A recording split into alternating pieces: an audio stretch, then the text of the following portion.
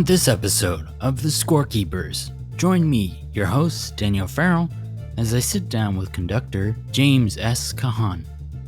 James is a French conductor currently working in Helsinki, Finland, where he is the principal conductor of the Helsinki Chamber Orchestra and is the conductor of the Polytech Orchestra. He has been a guest conductor for groups such as the upcoming Israel Philharmonic Orchestra, the Finnish National Radio Symphony Orchestra, and the Helsinki Philharmonic Orchestra, among many others.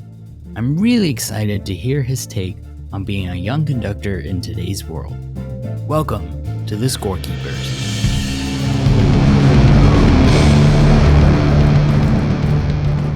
Welcome to the show. Thank you for coming on. And it is, what time is it over in Finland? 4 o'clock? 5 o'clock? It's 3 p.m. right now. 3 p.m. Okay. But before we get started, I was wondering if you could maybe just introduce yourself to the listeners and give us a little bit of background on you. Yeah, basically I'm a professional orchestra conductor, relatively young. I say I'm at the start of my career, and what I have done until now is that after graduating from high school, I went straight to study orchestral conducting, which is less and less unusual, but still relatively unusual. I think in most cases people study an instrument before and specialize in some like other subject, either instrumental or composition. I went straight to study conducting. You know, I went here and there, but I settled in Finland at the Sibelius Academy because they have a very well-known and very good orchestral conducting class. I stayed there for bachelor's and master's studies. I graduated last year. Nice. Congrats. Yeah, thank you. Well, originally I was considering like leaving and applying for programs here and there for like assistantships, fellowships, and so on. But life was so that I actually had some work here, and and things were fine in Finland, and it started to make more sense to stay, at least for now. So actually right now I'm still living there, and I'm just working as a freelancer, and I take care of 2 orchestras. One of them is a student orchestra, probably the largest and I would say the most famous student orchestra in Finland. And the other one is a professional chamber orchestra that is called the Helsinki Chamber Orchestra. You mentioned that you went straight into conducting. Did you before then play an instrument or something? What kind of hooked you into music? I was a pianist originally. Okay. I also played a little bit, studied double bass at the end of my high school years.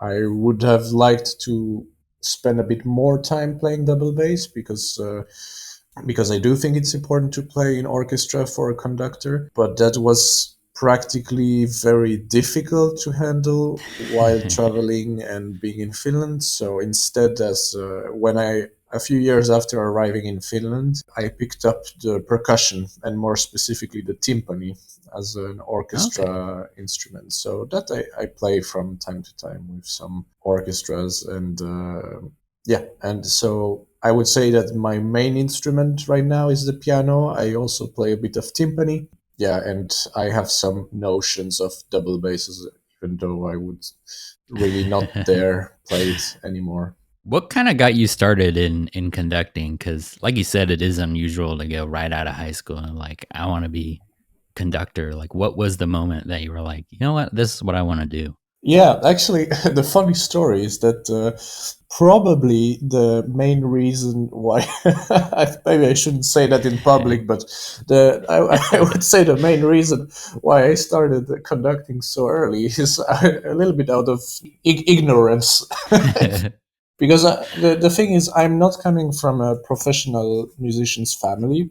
When I was a kid and I was studying the piano as a kid, like conducting was very, very mysterious and fascinating to me. And I didn't really, until very late, and I would even say until quite a late point in my studies, I didn't really understand so profoundly what conducting was about, exactly what it required from you as a musician and as a human being, and so on and so on. And for me, when I started getting more and more into music, and it started to appear that I wanted to pursue a professional career in music, and conducting made sense because it was a summary of a lot of things that I like about music making and human interactions, and parameters of like experience in your orchestral instrument, and in your,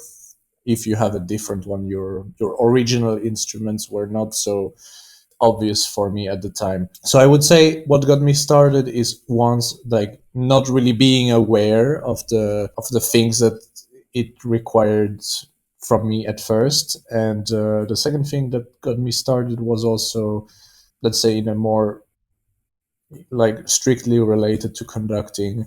I'd say that I was always really fascinated by, let's say, collective teamwork. And at the same time, I was fascinated by orchestra sounds. And at some point, it became naturally clear that those two meet in the world of conducting, especially because it might sound a bit narcissistic, but I do like managerial position, and I like being sort of organizing things around me. I prefer that to being organized by someone else. No, I get that. Yeah. Can you talk a little bit about your experience? Obviously, you're a founding member of the Helsinki Chamber Orchestra and its conductor. Can you just talk a little bit about growing that group and, becoming its conductor and shaping the future of that artistic organization? Yeah, absolutely. So the story of the Helsinki Chamber Orchestra, it started, I think, around 2018, when basically there were a few things that became clear to me and a few colleagues based in Helsinki. There was really, first of all, in in Helsinki, there was no established chamber orchestra specializing in chamber orchestra repertoire.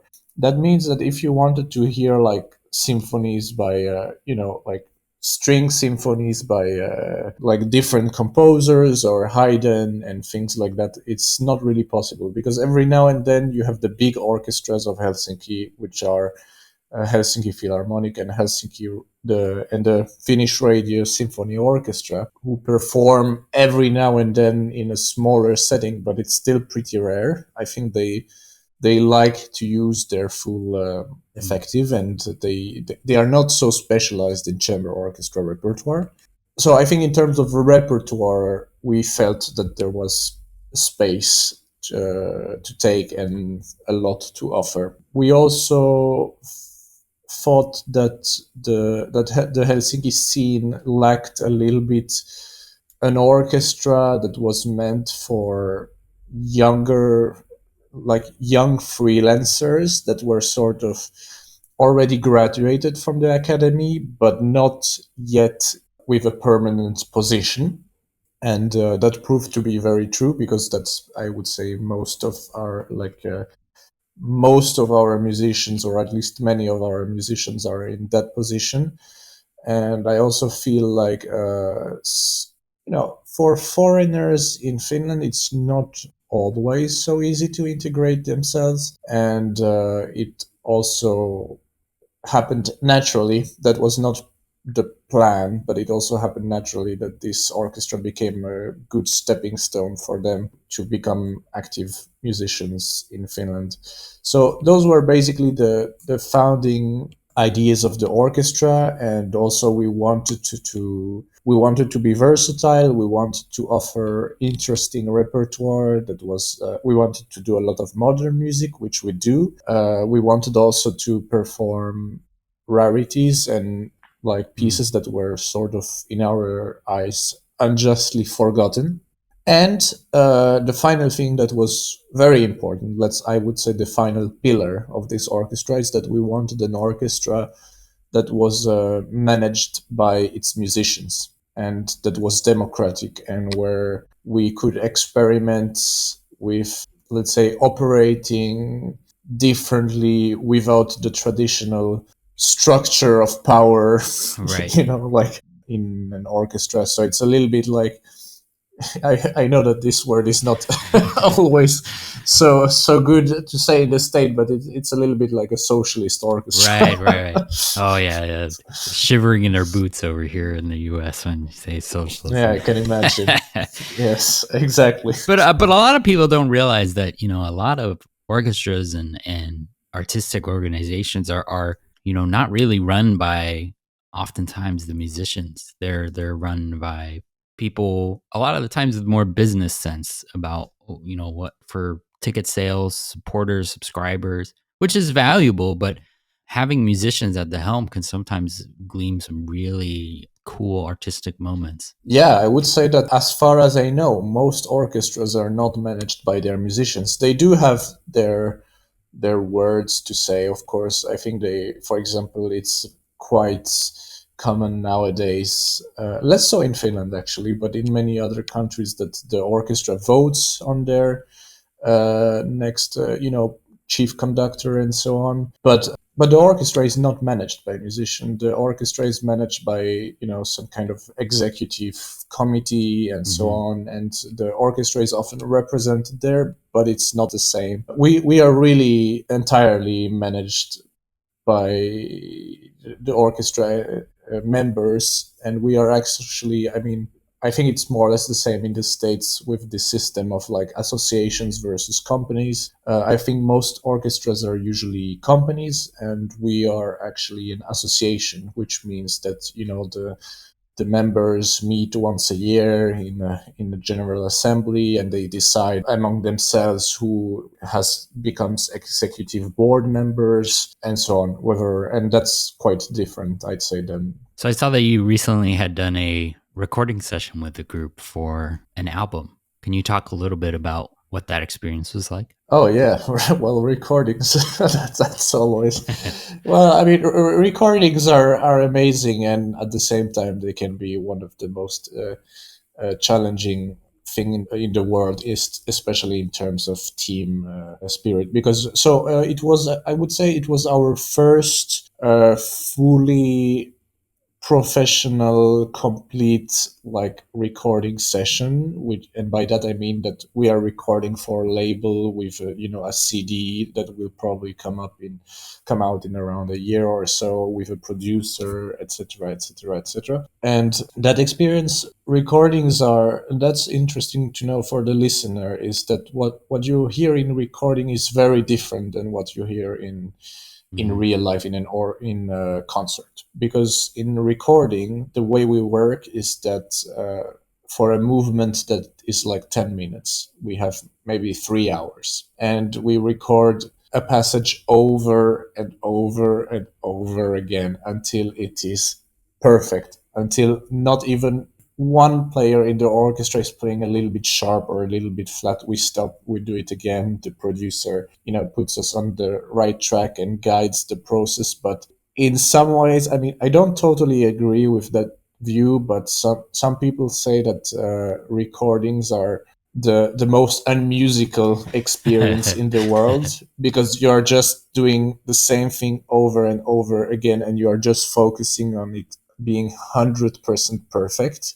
And that's a very different experience than the concert, because in the concert you just focus as a musician on enjoying your time, on on feeling a sort of deeper connection with the music, and the compositional gods and whatever.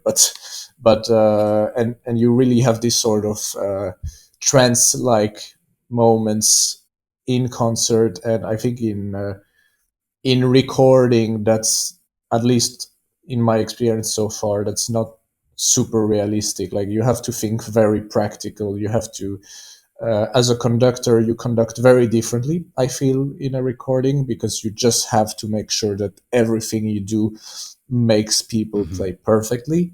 That is not really the same in concert, because I sometimes I'm not sure what my former teachers would think if they heard me saying that, but I feel that sometimes in concert, creating a small, how would you say, like, well, extra challenge for the musicians, or maybe some slight, very very small layer of excitement and adrenaline that is Right. sort of not planned is actually great. It's an experience. I mean, you got the audience there, you're in the moment. Exactly. And there's a lot of energy there that you just don't have sometimes in recording. Yeah, and it carries it. It really comes through to the audience, and it's you do that sometimes at the expense of perfection. When I say perfection, I mean it on a purely technical level, and this is a luxury that you don't have in a recording. You also mentioned your work with Polytech Orchestra, which was the student orchestra that you were mentioning. Can you talk a little bit about that group? Well, so that the Polytech Orchestra is the oldest and probably the largest student orchestra in Finland. They are 100 years old now. We are celebrating their centenary this year. And they are composed, like there is around, it varies between the seasons, but minimum, I would say there is always minimum 80 players, and last year in our centenary concert we were 126 musicians on stage, so it's rather large. We had 10 double bass players, which is not very often something you find very often in even in professional orchestras. And yeah, it's a very interesting orchestra because they are very motivated. They play well for a student orchestra. In my opinion, the standards of playing are higher than, for example, in France. And at the same time, what is very beautiful about this orchestra is that there is no audition. Anyone can join. I'm a not so good double bass player, but if tomorrow I resigned as their conductor and I wanted to join the Polytech Orchestra, I could. And no one would ask me to play in an audition, and no one would kick me out regardless of how good or bad I play. And I think it's very inspiring because that means that even though we don't have any selection, even though anyone that wants can join, we are still able to perform really, really good concerts with nice energy and beautiful musical moments, and with very challenging programs. Last year we did Mahler First Symphony and Rachmaninoff Piano Concerto. So it's not the easiest Yeah. pieces for orchestras, and now in one around 1 week we are doing Kullervo, which is a symphonic poem by Sibelius. That's arguably way harder than Mahler, actually. So we do tackle pretty ambitious programs, and it always works. They call it within the orchestra internally. We call it the Polytech Orchestra Miracle, the PEO Miracle. That doesn't matter what kind of difficult program we do, and even with people, so because of course people are professionals in different fields and students and so on, they don't always have time to practice as much as they should, but we always manage to do a good concert. What is kind of age split on that? I would imagine it's really big. You have really young, really old players. Yeah, I think the youngest are 18, which is the age they are when they start studying Hmm. at the university. And I think the oldest right now, I would say around 50 to 60 years old. Wow. Yeah, it's quite big. And if you are wondering about the average age, I would say that most people are in their late 20s, early 30s. Wow, that's an awesome community group. I wish we had more of that kind of thing here. I think most ensembles here, you have to have some form of an audition, and there are limitations. Then people that are maybe less experienced that are trying to get some experience, trying to learn and be around others that have more knowledge than them, then they just can't do it. Yeah, I think that's actually an interesting point you raised because this thing of not having auditions is, I think it's the first time I hear about this. I'm not sure you will find any student orchestra in France that doesn't have some form of audition. I think what is interesting about that is that originally it there are two reasons why it's like that, and The first one is that Finland as a country has some interesting cultural or sociological aspect that make it possible for this kind of orchestra to happen. Finland is a country that culturally relies a lot on, let's say, individual responsibility. And individual responsibility and following the rules is something very, very valued here, much more than in France, for example, where, for example, in France, rules are I exaggerate a little bit, but rules are seen as an obstacle to overcome or something to operate around. And in Finland, rules are something that when someone tells you to do something, you should do it, within a certain setting. So what that means is that in Finland, if the conductor tells you to practice, you will practice. If the conductor puts pressure on you to practice, like, you will, even though there is no consequence, like no practical consequence for you not doing it. Like, if you don't practice, you're not going to get kicked out. You're not going to be publicly shamed. But in Finland especially, there is this concept that you should work for the greater good a little bit, and it's much stronger here than in other countries. The other thing that helps with this aspect is that this orchestra is very old, and originally it was created as an orchestra for people to just have fun. And I think little by little over the course of the last 100 years, and thanks to a lot of my predecessors became quite famous conductors afterwards. For example, Sakari Oramo, who is a very famous conductor, was a conductor of that orchestra, and Eva Ollikainen and Dimitris Slobodieniuk. I'm not sure if they work a lot in the States, but in Europe they have quite a reputation. They're relatively famous and so on, and they were also like conductors of this orchestra. And I think what happened naturally over the course of 100 years is that people started to realize that having fun and playing well is not mutually exclusive. What do you think are some of the challenges that modern conductors face and young conductors face going into this field? That's a good question. I think the main challenge for young conductors is pressure and stress over, like, related to your own career.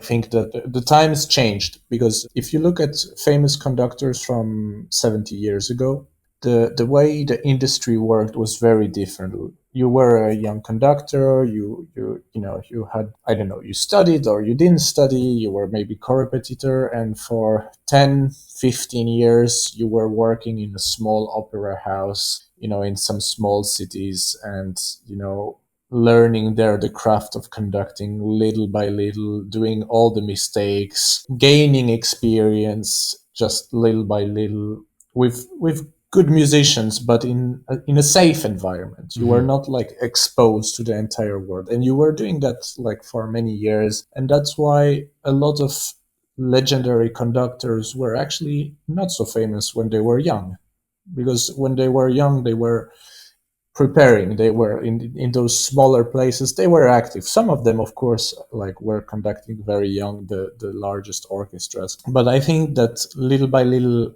what started to happen is that nowadays for young conductors there is a sense of you need to go very fast, very far, and it works very well for some conductors who are, I would say, very fast, very ready. But in my eyes, for a vast majority of us, it's a little bit counterintuitive and problematic, because what happens is that we get to conduct very big and famous orchestras very young, and we're not necessarily ready for it. We are not necessarily going to do the best job in the world, which is fine. It's still a good learning opportunity. But the problem comes with visibility of those concerts and in a larger sense events, because I also include conducting competitions. So you're 25 or 28 and you go in a large conducting competition. Nowadays they can all be seen on YouTube and so on. And maybe you don't have so much experience conducting like the most famous professional orchestra of your country. Maybe you don't have so much experience conducting some of the 20 best orchestras in the world, and there you are for the first time conducting, I don't know, the London Symphony Orchestra or the Danish Radio Symphony Orchestra for the first time, like in a competition. You have 20 minutes, you have cameras and they are all, everybody can see you, and regardless how good or bad you do, those videos are going to stay Mm. forever. People are going to type your name on Google, and because they are such high visibility events, the first thing they are going to see is you conduct, however good or bad you managed in this Mhm. very weird moment. And I have some colleagues who I admire a lot and who I feel I see them sometimes in these concerts or events or whatever, and for some of them, not all of them, I feel, well, I know this person and I can see that he or she is stressed. I can see that they are not, because of very obvious reasons that are not related at all to their talent and so on, that they are not in a sort of comfortable zone where they can really give their best 100%. And I find it a little bit sad that this is what sort of remains of them for a long time on internet. And it's a little bit the same for professional concerts. If you find yourself at 25 like conducting like a national orchestra, you might do very well, and many people do very well, and you might not do so well, and then the orchestras might feel like, okay, well, that wasn't, like, this guy is talented but maybe not on the level of our other conductors who are older and more experienced. So yeah, long story short, I think that kind of like the way the industry operates today is very challenging for young conductors because we don't have a safe space to learn for a long time. Personally, this is something I bypass a little bit with Helsinki Chamber Orchestra, for example, and the Polytech Orchestra, which for me are places where I can safely do mistakes and learn. I think for both of your groups, it sounds like there's a big priority for engagement with the community, the community at large. What is it like as a conductor to engage with the community? How is it that you build a sense of respect and engagement within the larger artistic and non-artistic community of the place you're in? As a disclaimer, I probably need to point out that those community engagement things, notions, mean very different things in the state and in Europe. I think, as far as I understood, in the States there is some kind of notion that you actually physically meet with the audiences in, like, not necessarily in musical events and Mm-hmm. so on. And at least that's what I've seen some colleagues do over there. In Europe, it's very different. When we say community engagement, we mean that the way we organize musical events we have a lot of variety in the way we organize musical events. And those things are, it's I'm actually, I need to think a little bit about it, because I realize now that for the Polytech Orchestra and the Helsinki Chamber Orchestra, those things, the community engagement aspect Mm-hmm. is very different. Frankly, with the Polytech Orchestra, the community engagement is a thing that the orchestra is part of a university, of a very large university, and it's part of the university community. So that means that the group of the orchestra, like, that they have parties, that they have social events and so on, and the fact that basically any member of the university can be in the orchestra means that, sort of, in theory, anyone can come to those parties, or at least to the after parties. But And I think that's in a funny way, the Polytech Orchestra audience engagement relies on parties to a very large extent, because people know that, okay, like we will have a concert and then we will have a huge huge party where people are gonna, like, most of them probably are gonna go home with the first metro in the morning.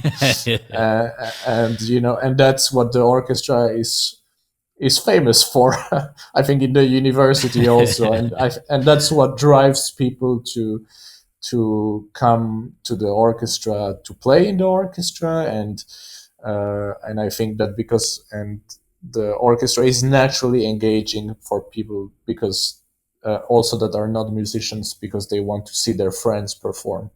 For Helsinki Chamber Orchestra, it's very different, because we do have after parties, but they are not like on the same scale of a huge after party with 80 people or 100 people. But I think in our sense, we start more and more to think of community engagement by doing projects tailored and made for non professional musicians. And by that, for I mean that, for example, last year we had a concert where the first hour was a sort of open rehearsal, where I was explaining to the audience what I was doing, what we were working on, why we were working on some things. We were sort of displaying a little bit here and there, like going into some musical interesting, like, basically it was a pedagogical format. Mhm. That sort of, the goal was for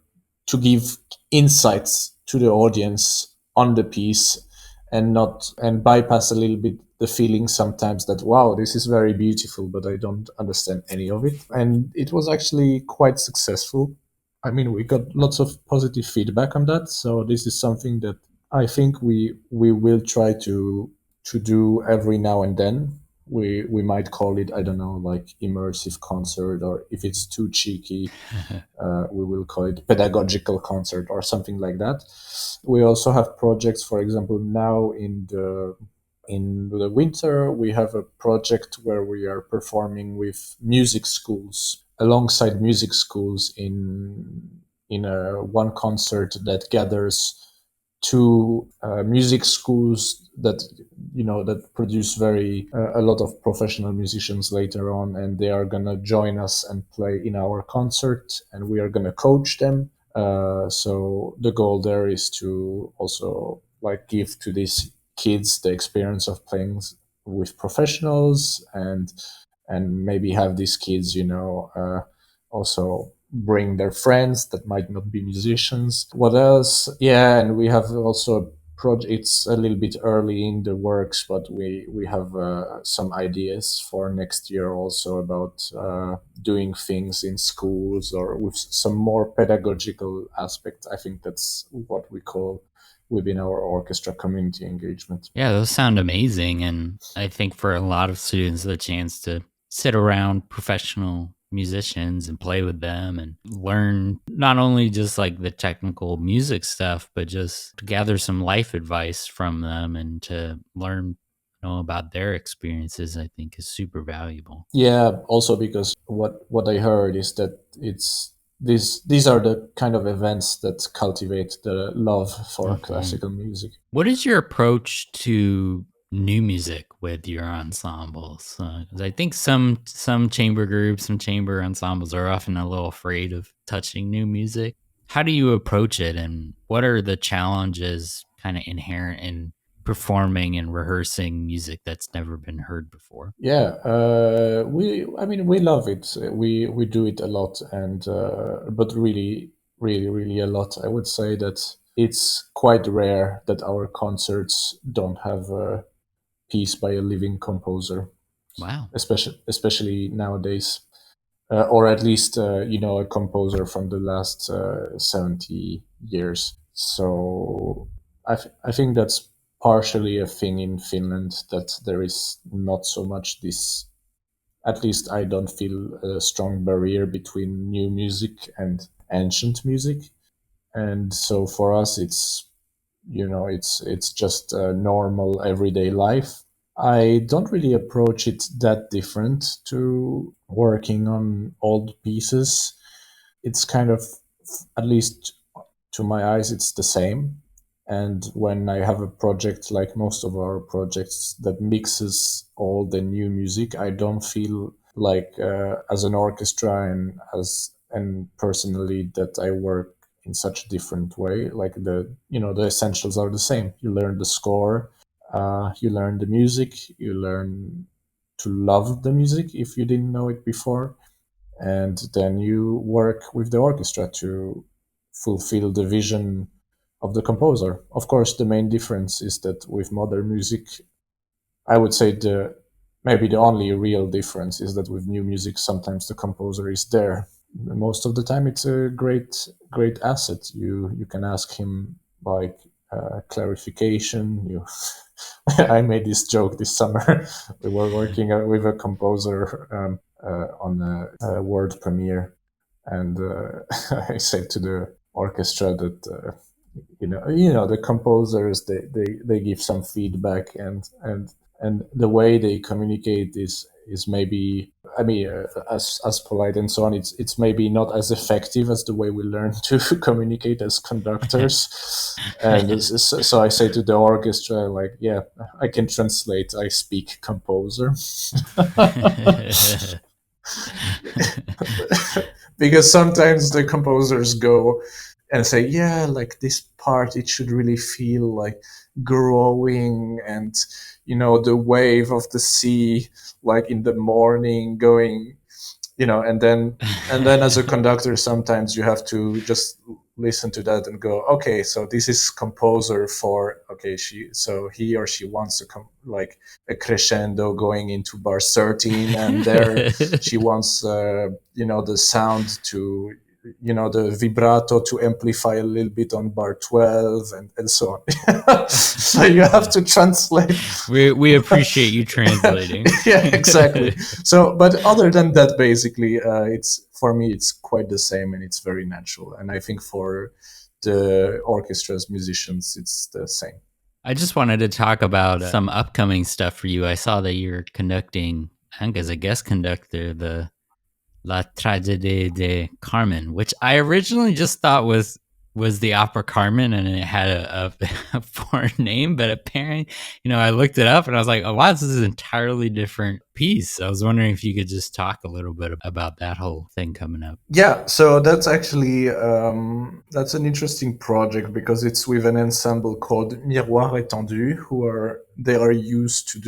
they are a sort of small modular ensemble in France who are used to do really like experimental projects and so on. So basically, it's revisiting of Carmen, mixed with electronics and mixed with different, of course, with a different ensemble setting, and partially rewritten by the ensemble.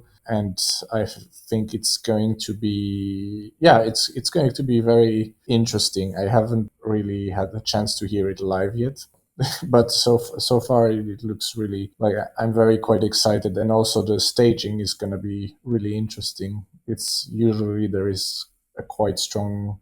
It's very different, I would say, to traditional opera staging. So yeah, it's going to be a healthy mix of old music turned modern in a way.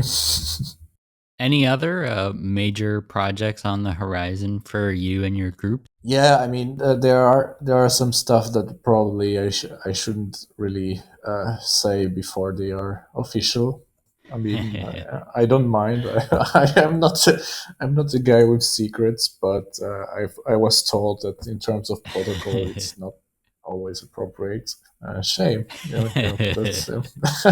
But yeah, so any if there are, but at least for my groups and what I can speak of, if there are any big projects, well, as far as the groups I manage, not really. I mean, it's pretty much business as usual. And then of course, like life goes on, and career develops. With the Helsinki Chamber Orchestra, especially, we do have a plan to grow. but it's a long-term plan, and so we have to be patient and do things little by little and step by step. Great. I mean, it has been amazing talking to you and hearing your insights as a young conductor, and been awesome seeing you grow and seeing all these projects that you take on. I'm always like, wow, looks so professional in all the pictures. But it's been fabulous talking to you, James. Yeah, thank you. I mean, the one thing I would, let's say, I don't know of who, like, what your audience consists of. I would like to say to the young composers that, I mean, I don't mean to overly advertise the country I live in or the continent I live in, but I really feel that in Europe there is, and especially in Finland, but probably in other places in Europe, that there is a sort of movement towards making modern music more and more mainstream. And for young composers, wherever they are based, if you feel that your music is a little bit sidelined, and not taken as seriously because because it's modern and and for some musicians it sounds weird and so on, then I really encourage you to look at Europe, whether for work or studies or any other experience or for networking, because that in some countries more than others, but still it's really, I think it's changing, and I think it's becoming, it might be, I'm not talking on a professional and financial level, but on a sort of ideological level, it might feel more rewarding there. Wow, amazing. Great advice. Awesome. Thanks again, James. Oh, you're welcome. Thank you for having me. James had some wonderful insights into his work as a conductor. Be sure to check his site for all of his performance dates. Thanks for listening to The Scorekeepers. The Scorekeepers is produced by Daniel Farrell Music and Sound, with graphic and visual design by Patrick Farrell. Scorekeepers is proudly hosted and recorded using Zencaster.